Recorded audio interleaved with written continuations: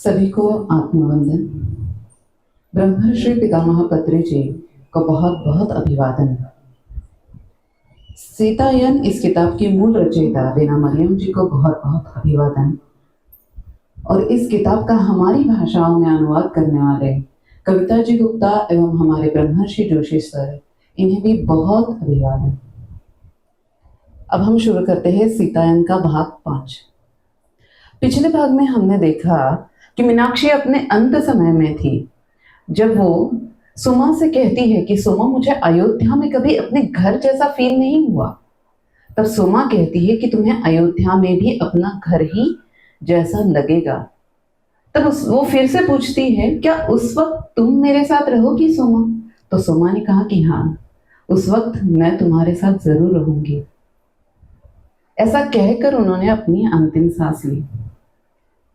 अब इस किताब का दूसरा भाग शुरू होता है, जहां पर रीना मरियम जी पुनः अपना इंट्रोडक्शन दे रही है।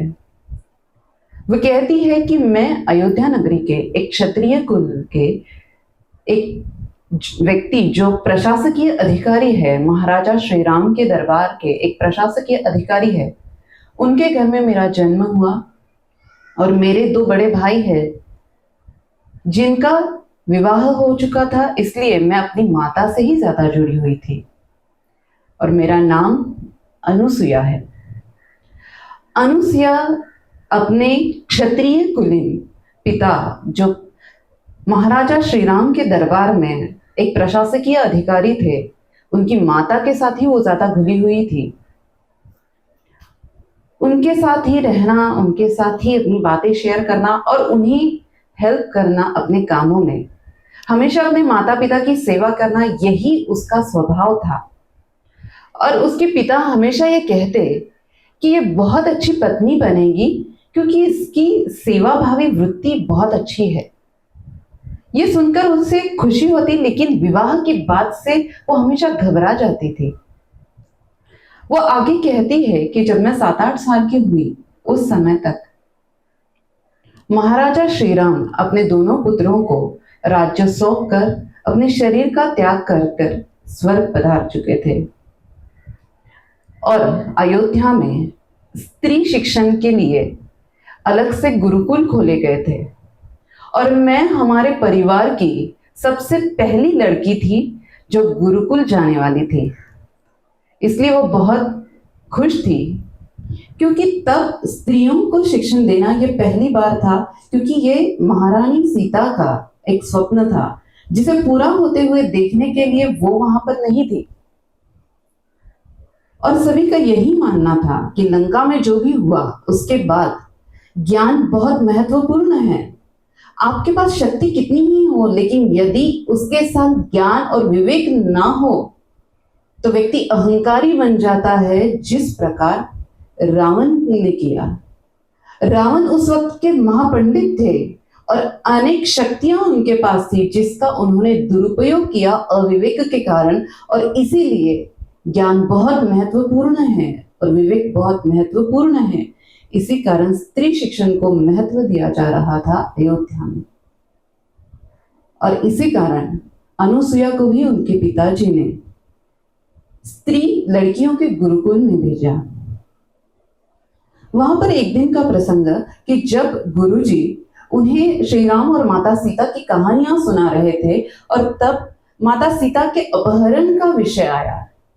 वो सुनकर वो रो पड़ी और वो चिल्ला पड़ी कि ऐसा हो ही नहीं सकता, ऐसा हुआ ही नहीं है कि माता सीता का अपहरण हुआ हो। उन्होंने सभी ने बहुत समझाया, लेकिन फिर भी वो मानी नहीं और दौड़कर गुरुकुल छोड़कर घर आ गई। घर पर भी उसके पिताजी ने बहुत समझाया कि यदि माता सीता का अपहरण नहीं हुआ तो फिर इतना बड़ा युद्ध क्यों हुआ होगा? तुम्हें क्या लगता है कि इतने बड़े युद्ध का क्या कारण रहा होगा? उसने कहा कि मुझे ये तो पता है कि युद्ध हुआ था, ये भी पता है कि रावण की हार हुई थी, लेकिन ये गलत है कि माता सीता का अपहरण हुआ था। उन्होंने कहा कि तुम्हें ऐसा क्यों लगता है? वो कहती, ये मुझे नहीं पता, लेकिन मैं मन से जानती हूँ कि ऐसा हो ही नहीं सकता कि माता सीता का अपहरण हो।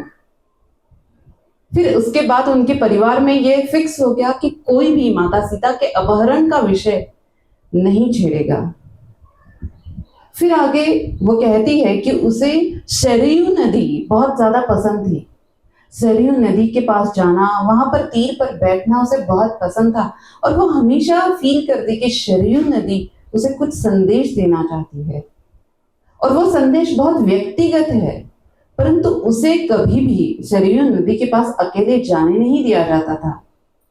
देखिए काल कितना परिवर्तित हो चुका है। सीता माता अकेले अपने बचपन में जंगल में अकेले जाया करती थी और यहाँ अयोध्या नगरी में जहाँ सभी लोग आसपास होते थे, लेकिन फिर भी लड़कियों को अकेले जाने की परमिशन नहीं थी। कारण था माता सीता का अपहरण। काल में परिवर्तन आ चुका था, लोगों की सोच में परिवर्तन आ चुका था। वो कहती है कि मुझे कभी भी मौका नहीं मिला कि मैं सरयू नदी के पास अकेले बैठकर अपने फीलिंग्स को शेयर कर सकूं, उनके मैसेजेस को मैं पा सकूं। फिर वो आगे कहती है कि एक बार हमारे घर में मेरी माता बहुत स्वादिष्ट भोजन बनाया करती थी, तो एक बार ऐसे ही एक सुअवसर पर जब उनकी माता ने बहुत सुंदर भोजन बनाया था और रसोई से एक सेविका उस भोजन को लेकर भोजन कक्ष तक ले जा रही थी, तब उसके हाथ से वो भोजन गिर गया और अनुसुईया तुरंत दौड़कर वहां गई। उसने झुककर बैठकर उसे सब साफ किया और ये जब उसके पिता ने देखा, वो जोर से उस पर चिल्ला दिए कि अनुसुईया तुम ये क्या कर रही हो, ये काम तुम्हारा नहीं है, ये नौकरों का काम, ये तुम क्या कर रही हो। उसे बहुत अजीब लगा। उसने कहा कि पिताजी कोई भी काम छोटा बड़ा नहीं होता। ये उसके पूर्व भाव के संस्कार थे, पूर्व जन्म के संस्कार थे कि जिसके कारण उसके स्वभाव में अपने आप ही सेवा वृत्ति थी। फिर आगे का इस तरह से विषय आता है कि अब वो विवाह के योग्य हो चुकी थी और उसके माता पिता उसके लिए सुयोग्य वर ढूंढ रहे थे। एक बार उसने अपने माता पिता को बात करते हुए सुना कि उनके ही दरबार में एक व्यक्ति है कि जिनका बेटा अनुसुईया के लिए सुयोग्य है। ये बात जब उसने सुनी तो उसने तुरंत ही कहा कि नहीं, मैं शादी नहीं कर सकती, मैं विवाह नहीं कर सकती। उन्होंने कहा ऐसा क्यों? यदि विवाह हुआ मेरा तो या तो मेरी मृत्यु हो जाएगी, मेरे पति की मृत्यु हो जाएगी, या फिर मेरे संतान की मृत्यु हो जाएगी। ऐसा सुनकर उसके पिता को बहुत अजीब लगा कि ऐसा क्यों, तुम ऐसा क्यों सोचती हो। उसने कहा कि मैं नहीं जानती, पर मुझे पता है कि यदि मेरा विवाह हुआ तो यही होगा। ये थे पूर्व भाव के संस्कार, ये थे पूर्व जन्म के संस्कार। क्योंकि पूर्व जन्म में उसके पिता दुष्यंत ने बताया था कि उनके ऊपर किसी दुर्भाग्य का साया है और यदि उसका विवाह हुआ तो ऐसी कुछ दुर्घटना उसके जीवन में होगी, और ये संस्कार वो अगले जन्मों तक उसके मन में ये संस्कार थे। ये बात उसके माता पिता को बहुत अलग लगी। उन्होंने इस बात पर काफी विचार किया। एक दिन उसके माता पिता ऐसे ही बात कर रहे थे कि इसके लिए हमें किसी चिकित्सक को, किसी वैद्य को दिखाना चाहिए, क्योंकि कदाचित ये उसके पूर्व जन्म से कुछ आया हुआ होगा। क्योंकि इस उम्र में हर एक व्यक्ति अपनी शादी की, अपने पति के स्वप्न देखती है, और ये इस तरह की बातें क्यों करती है। तब उसकी माता ने कहा कि हाँ, मुझे एक महिला ने कहा है कि एक वृद्ध स्त्री है जो माता सीता के साथ मिथिला से उनकी सेविका के रूप में आई थी, और वो आज भी उसी आश्रम में रहती है जहां माता सीता अपने अंत समय में रहा करती थी, और उसके पास कुछ उपचार पद्धति है जो माता सीता ने उसे सिखाई हुई है। कदाचित हमारी बेटी का उपचार वो कर सके। उनका नाम सोमा है। और ये सारी बातें अनुसुईया दरवाजे के पास खड़ी रहकर सुन रही थी। जैसे ही उसने सोमा ये नाम सुना, उसके मन में एक प्रेम सा फीलिंग हुआ, और वो अंदर गए, अपने पिताजी से कहा कि पिताजी, मैं भी अपने इस डर को दूर करना चाहती हूँ, और मुझे लगता है कि ये स्त्री, ये वृद्धा स्त्री मेरे इस डर को दूर कर पाएगी, तो मैं इनसे मिलना चाहती हूँ, मैं इनके पास जाना चाहती हूँ। उसका वो पॉजिटिव अप्रोच देखकर उसके पिता बहुत ज्यादा खुश हो गए, और उन्होंने कहा कि जरूर, मैं तुम्हारी वहां पर जाने की व्यवस्था करवा दूंगा। ये आश्रम जहां पर सुमा रहती थी वो काफी दूर था अयोध्या नगरी से, इसलिए कुछ दिनों बाद उसके पिताजी ने सभी तरह की बहुत अच्छे से व्यवस्था की और फिर उनकी निकलने की तैयारियां हुई। अनुसुईया कहती है कि ये पहली बार था जब वो अयोध्या नगरी से बाहर गई थी, और जब वो निकली आश्रम की तरफ जाने के लिए अपनी माता के साथ, तो वो कहती है रास्ते में इतने गांव, इतने जंगल, इतना लंबा ये समय था कि मुझे बहुत ज्यादा अजीब लग रहा था कि किस प्रकार हमारे महाराजा श्री राम और हमारी महारानी सीता इन रास्तों पर पैदल चली होगी, इन जंगलों में पैदल चले होंगे, कैसे वो इतना लंबा रास्ता कैसे काट पाए होंगे, किस तरह से वो माता सीता इतनी दूर रह पाई होंगी अयोध्या से। और वे समय के साथ दौड़ रहे थे क्योंकि शाम से पहले उन्हें आश्रम में पहुंचना था।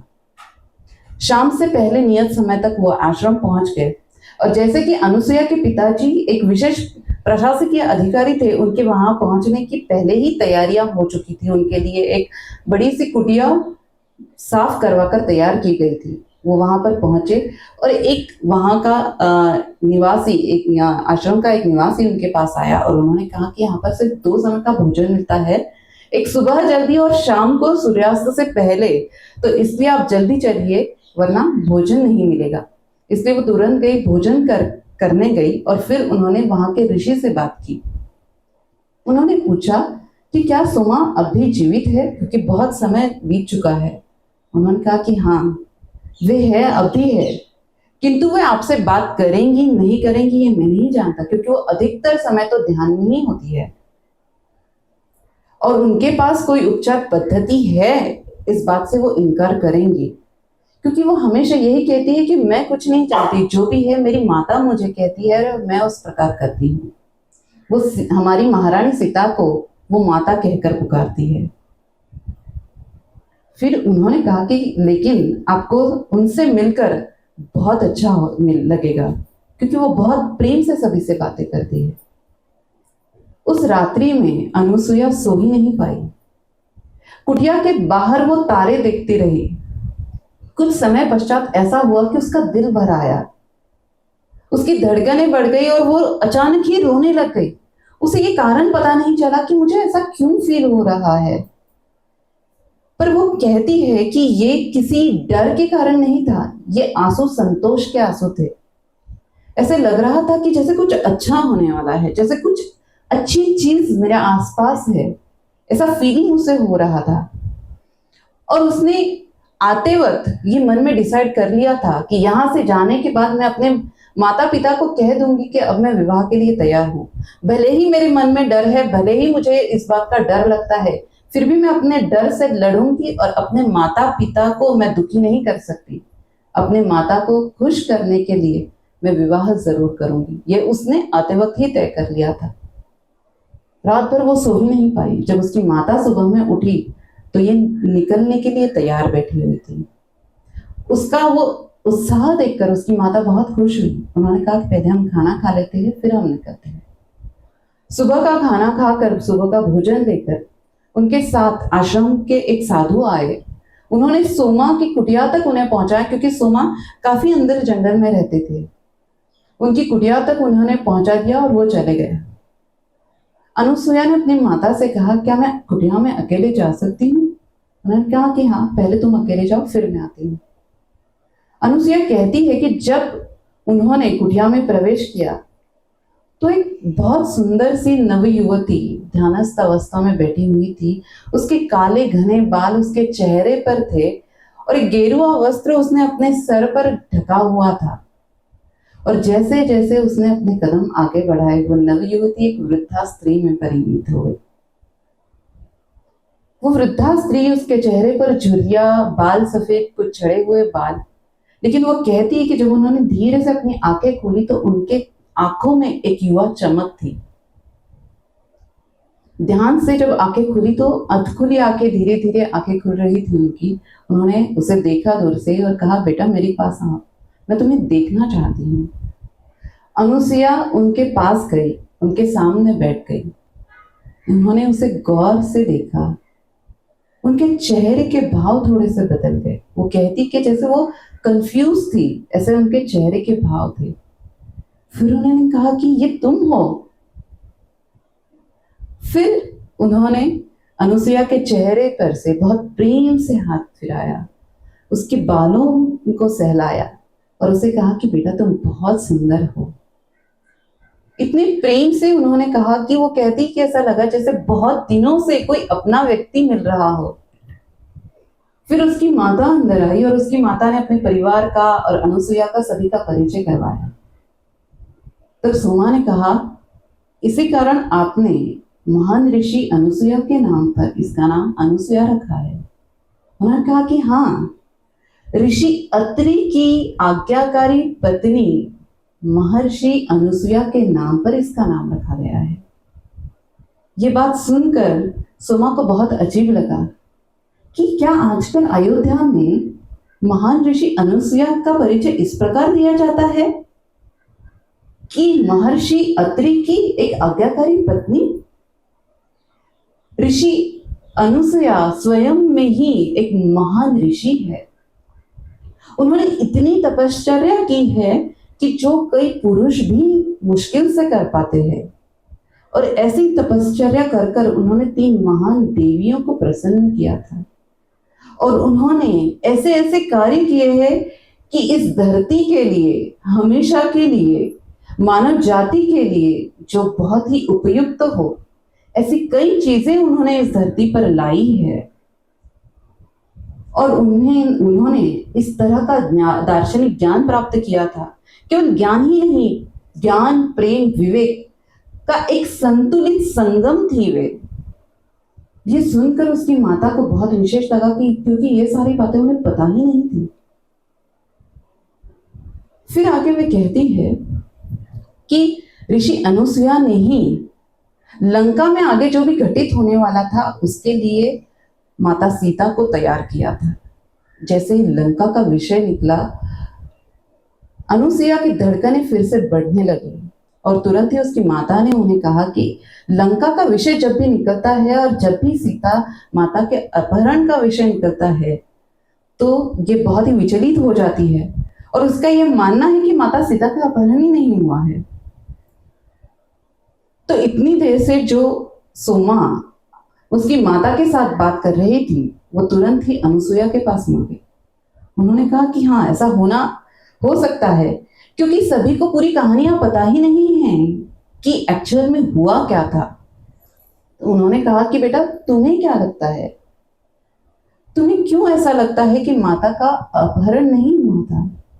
तब अनुसुईया ने कहा कि मुझे ये नहीं पता, लेकिन मैं दिल से समझती हूँ कि माता कभी भी इतनी असहाय नहीं थी। महारानी सीता कभी इतनी असहाय नहीं थी कि उनकी मर्जी के बगैर कोई उनका अपहरण कर ले।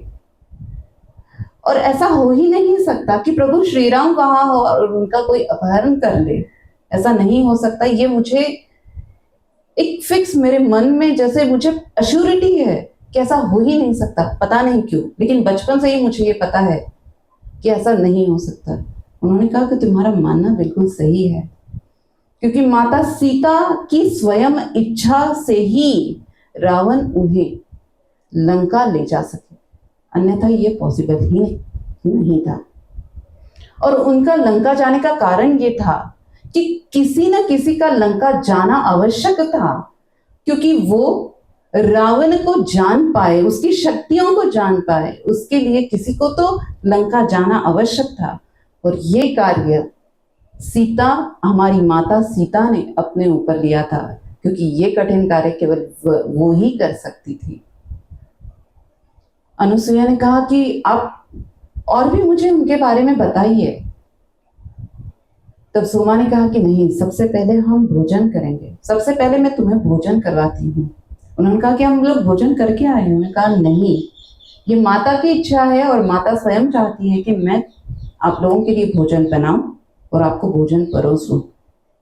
फिर वो उन्हें उसी कुटिया के पीछे एक रसोई घर बना हुआ था, वहां पर लेकर गई और वहां पर फलों और वहां पर जो अवेलेबल वनस्पतियां थी उन्हीं से ही उन्होंने रसोई बनाई। एक सादी और स्वादिष्ट रसोई।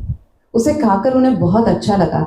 यहाँ पर सीतायन में हर जगह, हर एक इसमें आप देखोगे कि शाकाहार का उन्होंने बहुत ज्यादा स्ट्रेस दिया है। शाकाहार पर हर जगह उन्होंने ये स्पेसिफिकली मेंशन किया है कि फूलों से, फलों से और वनस्पतियों से ही खाना बनना चाहिए और बनाया जाता था। और दीना मरियम जी स्वयं अपनी एक इंटरव्यू में कहती है कि ये बहुत इंपॉर्टेंट था, ये बार बार मेंशन करना बहुत ज्यादा इंपॉर्टेंट था। और उन्होंने जो माता सीता के बचपन की कहानियों में उन्होंने जैसे अलग अलग जीव जंतुओं को किस तरह से बचाया, ये बताना इसलिए बहुत जरूरी था क्योंकि वो कहती है कि मैं अनलकीली मैं यूएस में हूं, जहां पर मतलब मुझे बहुत ज्यादा बुरा लगता है कि जहां पर प्राणियों के साथ इतना बुरा बर्ताव किया जाता है कि जैसे कोई डेमन भी ना करे, डेमन यानी राक्षस, कोई राक्षस भी प्राणियों के साथ ऐसा बर्ताव ना करे। इस तरह का बर्ताव मानव यहाँ पर प्राणियों के साथ करता है। इसी कारण सीतायन इस किताब में मैंने इन विषयों पर बहुत ज्यादा स्ट्रेस दिया है क्योंकि ये बहुत ज्यादा जरूरी है मानव जाति के लिए और संपूर्ण धरती के संतुलन को बनाए रखने के लिए। फिर भोजन परोसा गया, भोजन हुआ, तभी एक तपस्वी भी वहां पर आए। उन्होंने भी इनके साथ भोजन किया और उन्होंने कहा कि सोमा हमें हमेशा भोजन परोसती ही है और बिना भोजन करवाए हमें जाने नहीं देती।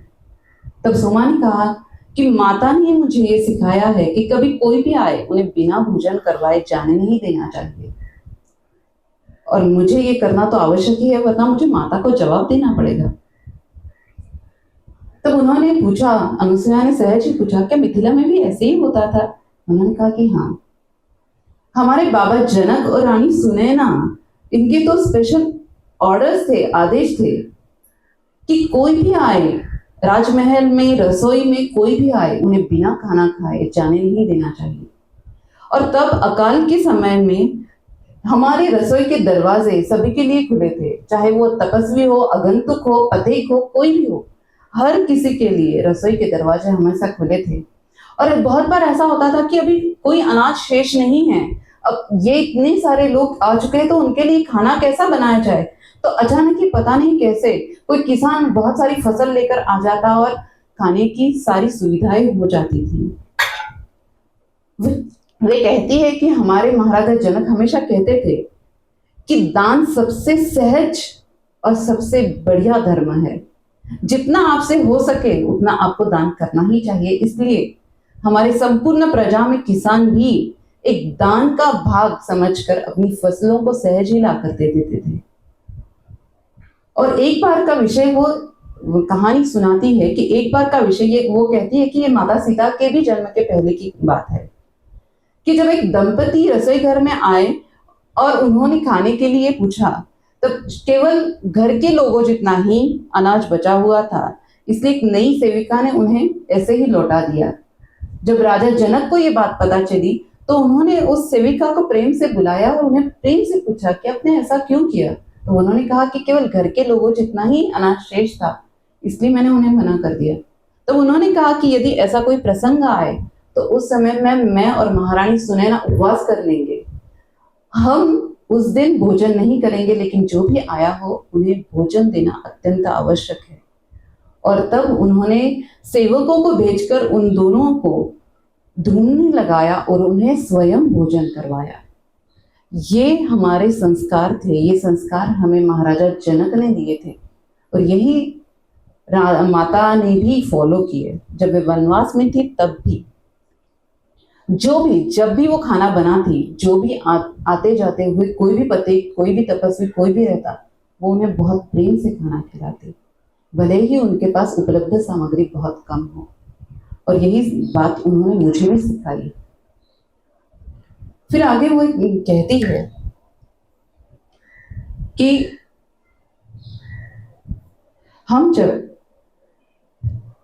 मिथिला से निकले, मिथिला आगे कहानी कंटिन्यू होती है, हम जब मिथिला नगरी से निकले तब हमारी जो रानी थी उन्हें बहुत ज्यादा टेंशन था क्योंकि माता सीता और उनकी छोटी बहन दोनों का ही विवाह हुआ था। लेकिन यहाँ पर रानी कौशल्या ने बहुत अच्छे से इनकी तैयारियां की हुई थी। उन्होंने अपने कुछ सेवक वहां भेजे हुए थे और जिस प्रकार माता सीता का कमरा था उसी प्रकार यहाँ पर कमरा बनाया गया और रसोइयों को खास भेजा गया कि वहां किस तरह की रसोई बनाई जाती है वैसी ही रसोई यहाँ बनाई जाए। तो घर के जैसा माहौल कौशल्या माता ने यहाँ बनाने का प्रयास किया था। और जब हम वहां से निकले तो हमारे महाराजा जनक जो थे उन्होंने इतने प्रेम से हमें विदा किया, हमें बहुत आशीर्वाद से उन्होंने वहां से विदा किया। और मैंने एक अद्भुत घटना तब देखी थी कि महाराजा जनक और सीता माता के बीच में कुछ किरणों का आदान प्रदान हुआ। कुछ शक्तिपुंज उनके महाराजा जनक से माता सीता के शरीर में गए और माता सीता के शरीर से महाराजा जनक के शरीर में गए।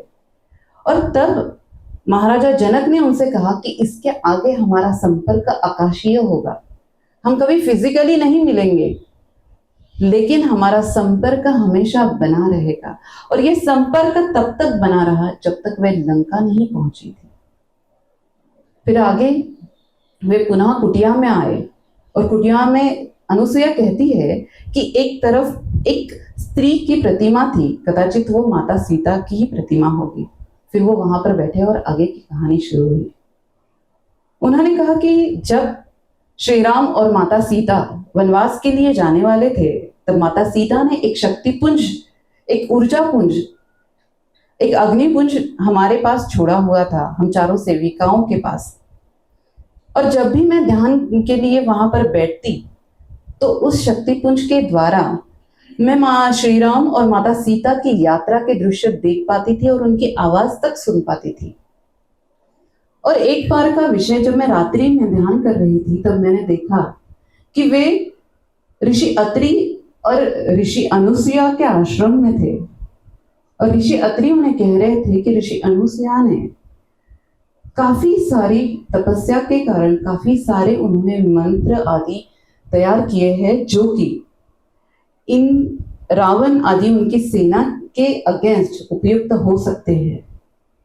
और वो उन्होंने इन्हें भी सिखाए, श्री राम और माता सीता को। और उन्होंने ये भी कहा कि अनुसुईया जो है, ऋषि अनुसुईया भविष्य में अन्य स्त्रियों के लिए एक आदर्श प्रस्थापित करेंगी। इस तरह की उन्होंने साधना की है। तो ये विशेषकर उन्होंने यहाँ पर इसलिए लिखा क्योंकि एक पति के मुंह से उस समय में अपनी पत्नी की इतनी प्रेज, इनकी इतनी वाहवाही सुनना ये बहुत विशेष था। फिर आगे वे लिखती है कि उन दोनों से मिलने के लिए जब वो चित्रकूट पहुंचे तो चित्रकूट में उनके लिए एक गुफा दी हुई थी। वो गुफा बहुत ही बड़ी थी। वहां पर रहने के लिए जिन जिन चीजों की आवश्यकता थी उन सभी की व्यवस्था थी, केवल पानी का स्रोत नहीं था। पहले दिन रात्रि में जब माता सीता को पानी पीना था तब श्री राम उठे, उन्होंने कहा कि मैं पानी की व्यवस्था करता हूँ। तभी उन्हें पानी की आवाज सुनाई दी और देखा तो वहां पर छोटा सा झरना बह रहा था। प्रभु श्री राम ने हंसते हुए कहा कि देखो प्रकृति तुम्हें कितना समझती है, तुम्हें जिस चीज की आवश्यकता होती है वो तुरंत मिल ही जाती है। और वो पानी का झरना धीरे धीरे देखते ही देखते एक बड़ा तालाब बन गया और उस तालाब से एक देवी उत्पन्न हुई। उन्होंने कहा कि मैं गोदावरी नदी हूँ। उन्होंने श्री राम और माता सीता को नमन किया और कहा कि मैं आपसे आशीर्वाद लेने आई हूँ। इन दोनों ने गोदावरी नदी को बहुत बहुत आशीर्वाद दिए। गोदावरी नदी ने कहा कि अब मैं दक्षिण की ओर रुख कर रही हूँ, जहां पर आप आगे चलकर काफी समय तक अपना वास्तव्य वहां पर करने वाले हो। और ये तालाब मैं आपके लिए यहाँ पर ऐसे ही रखती हूँ जो आपकी सुविधा के लिए आपको उपयुक्त होगा। फिर आगे वहां से वे दक्षिण की ओर प्रस्थान करने लगे।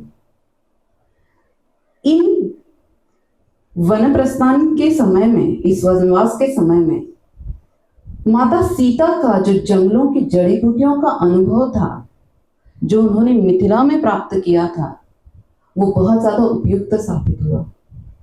क्योंकि इन तीनों निर्वासितों को भोजन, उनकी कुछ कभी वे बीमार भी पड़ जाते तो उसकी औषधियां सभी माता सीता के ही नॉलेज के कारण, ज्ञान के कारण बहुत आसानी से मिल पाई और उनका सफर काफी आसान हो पाया। वे जैसे जैसे दक्षिण की ओर बढ़ते गए, रावण की दहशत उन्हें नजर आने लगी। हर जगह नरभक्षियों का ही फैलाव था। इसलिए उन्हें जंगल में ज्यादातर रहना पड़ा। कई ऐसी बस्तियां, कई ऐसे गांव उजाड़ से हो गए थे। रावण की सेना ने काफी नदियों को भी सुखा दिया था ताकि वो अपना वर्चस्व उस एरिया में बना सके, और अपनी सत्ता को बढ़ाने के लिए रावण इस तरह के काम कर रहा था। और वो कहते हैं कि रावण ने इतनी रिद्धियां, इतनी सिद्धियां प्राप्त कर ली थी, वो एक महापंडित थे कि जिसके कारण वे ऋषियों के मन में झांकते थे, उनके विचारों पर उनका कंट्रोल हो सकता था, और जितने भी मंत्र थे उन सभी का काट रावण ने बना लिया था। इसलिए कोई भी मंत्र उस पर प्रभावित नहीं हो रहा था। ये सारी चीजें श्री राम और सीता को पता चल रही थी।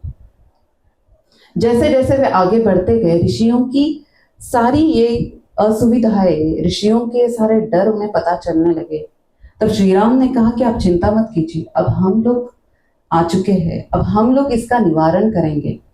ये सभी बातें सुनकर लक्ष्मण को बहुत गुस्सा आता था। लक्ष्मण कहता था कि चलो भैया, हम इन लोगों को तुरंत रावण की नगरी पर हम हमला करते हैं और आक्रमण करके हम उसे हरा कर और इन सभी को दुख मुक्त करते हैं। तब श्री राम कहते हैं कि नहीं, बिना कारण हम किसी पर भी आक्रमण नहीं कर सकते, हमारे पास कुछ न कुछ कारण होना ही चाहिए। देखिए, मतलब ये बात बहुत सीखने योग्य है कि बिना किसी कारण के श्री राम स्वतः आक्रमण के लिए तैयार नहीं हुए। उनका कारण ये था कि यदि युद्ध हुआ तो बहुत ज्यादा नरसंहार होगा, और युद्ध समाज के लिए, पृथ्वी के लिए और संपूर्ण धरती के लिए बिल्कुल अच्छा नहीं, क्योंकि वे जानते थे कि रावण के पास बहुत ज्यादा शक्तियां थी, जिसके कारण बहुत ज्यादा संहार हो सकता है। फिर आगे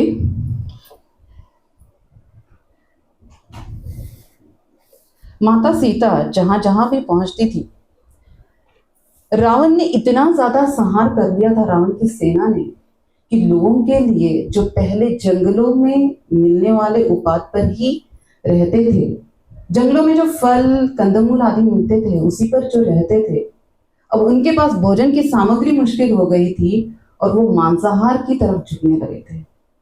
तो माता सीता ने सभी को बीज कैसे बनाना चाहिए, खेती कैसे करनी चाहिए, ये सारी चीजें माता सीता ने सभी को सिखाई। और जो बिखरे हुए लोग थे उन्हें जोड़कर किस प्रकार आप प्रशासन कर सकते हो, किस प्रकार आप मिलजुल कर साथ में रह सकते हो, ये श्री राम ने उन्हें सिखाया। श्री राम ने उन्हें धीरज बंधाया कि किस प्रकार वे रावण से लड़ सकते हैं, किस प्रकार वे अपने टूटे हुए समाज को पुनः एकत्रित कर कर पुनः पूर्ववत जीवन शुरू कर सकते हैं, ये श्री राम ने सिखाया। इस प्रकार वे जहां जहां जाते, उन्होंने जो टूटा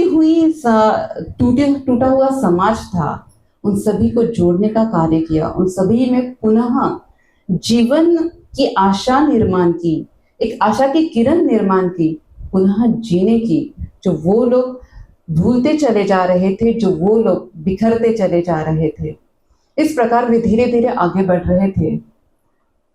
उन्हें माता अनुसुया ने एक विनंती की थी कि वे आगे दंडक वन में जाए, क्योंकि दंडक वन एक सेंटर पॉइंट था रावण का, जहां पर उसके काफी सारे सेनापति थे जिनके पास मायावी शक्तियां थी, और उन्होंने संपूर्ण दंडक वन पर अपना कंट्रोल कर रखा था।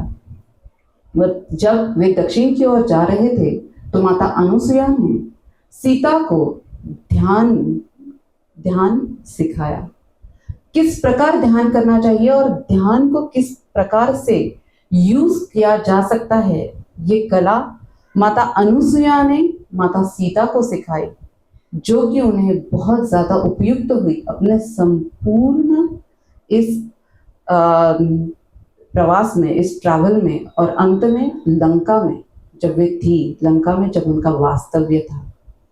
इस तरह से वे आगे बढ़ रहे थे दंडक वन की ओर। बीच में वे अगस्त्य ऋषि के आश्रम में पहुंचे। अगस्त्य ऋषि और उनकी पत्नी ऋषि लोपामुद्रा भी एक बहुत बड़ी दार्शनिक थी और उन्होंने कई ऐसे नए मंत्रों को उद्घाटित किया था जो कि इन राक्षसों के विरुद्ध उपयुक्त थे। वे कहती है कि इन मंत्रों का उपयोग इससे पहले कभी नहीं हुआ था और इन मंत्रों को उन्होंने किसी के सामने उद्घाटित भी नहीं किया था, क्योंकि वे जानते थे कि रावण ने ऐसी मायावी शक्तियां है, ऐसी सिद्धियां है कि वे लोगों के विचारों पर कंट्रोल करके उन मंत्रों को जानकर उनके कार्ड को उन्होंने पहले ही तैयार कर रखा था। इसलिए इन मंत्रों को उन्होंने बहुत सुरक्षित रखा था। उनके उच्चार में भी उन्होंने कभी भी किसी के सामने उनके उच्चार नहीं किए थे। ये सारे मंत्र उन्होंने श्री राम को और माता सीता को सिखाए और उन्होंने ये भी कहा कि किस प्रकार इन मंत्रों का, इन शब्दों का उच्चार किया जा सकता है, और ये भी उन्हें हिदायत दी कि इन्हें वे कभी भी शेयर ना करें और इन्हें कभी अपने विचारों में तक ना लाए, ताकि वो कहीं शेयर ना हो पाए। श्री राम ने भी इस बात की उन्हें कंफर्मिटी दी कि हाँ, ये हमेशा हमारे मस्तिष्क में बंद रहेंगे और ये हम तभी इस्तेमाल करेंगे जब बहुत रेयर सिचुएशन होगी, बहुत कठिन सिचुएशन होगी कि अब बाकी कोई भी चीज यूज नहीं हो पा रही है, तभी हम इन मंत्रों का उच्चार करेंगे। तब तक हम इन मंत्रों को यूज नहीं करेंगे। इस तरह पड़ाव दर पड़ाव श्री राम और माता सीता उस अनहोनी के लिए तैयार हो रहे थे, उस विशेष घटना के लिए तैयार हो रहे थे जो उनके जीवन में होने वाली थी। उन्हें पहले से ही एक आशंका तो थी, लेकिन फिर भी कंफर्म उन्हें ये पता नहीं था कि क्या होगा या क्या होने वाला है। लेकिन फिर भी उनकी तैयारियां चल रही थी, step by step, one by one. हर अपने वनवास के पड़ाव में वो हर नई चीज सीख रहे थे जो उन्हें आगे अपने अंतिम वर्ष में बहुत उपयुक्त हुई। अब वे पहुंचे पंचवटी में, जहां पर गोदावरी नदी बह रही थी। अब ये उनके वनवास का अंतिम वर्ष था और माता सीता के विचार में इस तरह से कि ये केवल अंतिम वर्ष है तो ये बहुत सहजता से निकल जाएगा, क्योंकि जहां 13 वर्ष निकल गए वहां ये अंतिम वर्ष तो बहुत ही सहज निकल जाएगा। लेकिन आगे क्या अनहोनी होने वाली है, इससे वे अनभिज्ञ थे और ये हमें भी आगे जानना है कि किस प्रकार वो अनहोनी घटित हुई। तो आज हम यहीं पर रुकते हैं। सभी को आत्मनिंदन।